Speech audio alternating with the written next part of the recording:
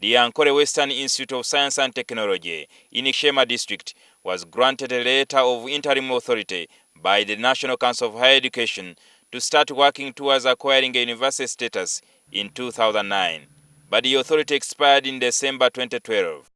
We applied for renewal of the letter of interim authority.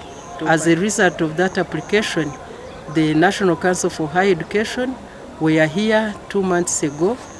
The institute is now the center of controversy between the laity and the West Ankole Diocese Bishop, Reverend Yona Katonene.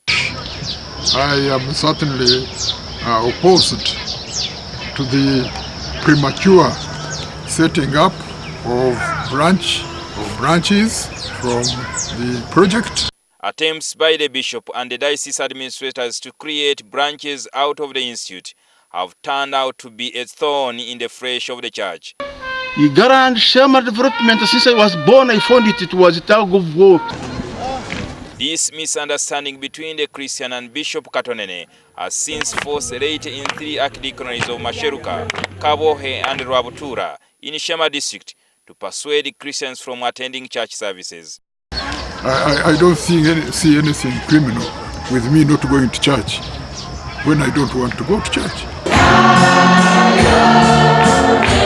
It's alleged that some of the Christians who broke away take off with church offertory from ushers and have opened up separate bank accounts to deposit the money.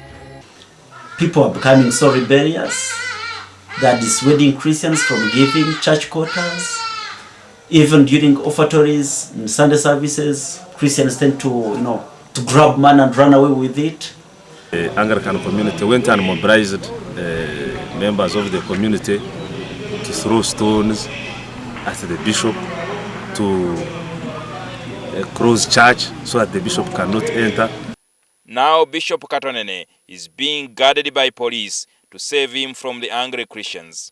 But the bishop says he will not be intimidated by his detractors and is determined to push on until development projects in the church are implemented. We believe it is God that protects us, and we are not fearing so much for our lives. We have to continue doing our work.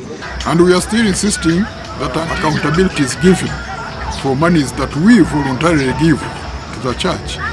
There are fears that a culture of rebelling against religious leaders in the Anglican Church is cropping up in Western Uganda. This, according to local leaders, is breeding anarchy among the young generation. What kind of culture are we creating before our children or the other followers when we are saying we should close the church and the bishop should not access it? Wrangles raise fear of a repeat of the Muhabura Diocese experience in 2001, when members of the laity rejected the election of Reverend Canon David Sebuhinja to replace Bishop Sharita.